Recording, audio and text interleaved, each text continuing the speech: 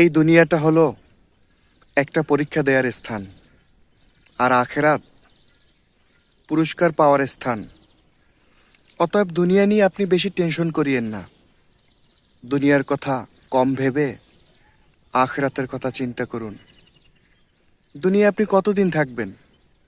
অল্প সময়ের জন্য আপনাকে আল্লাহ তাআলা দুনিয়াতে পাঠিয়েছেন।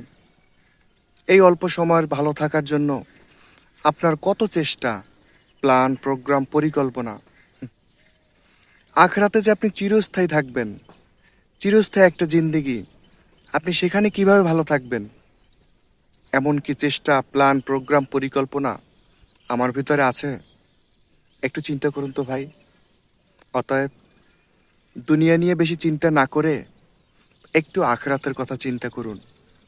কারণ দুনিয়া ক্ষণস্থায়ী, আর আখেরাত চিরস্থায়ী। তাতে কোনো সন্দেহ নেই।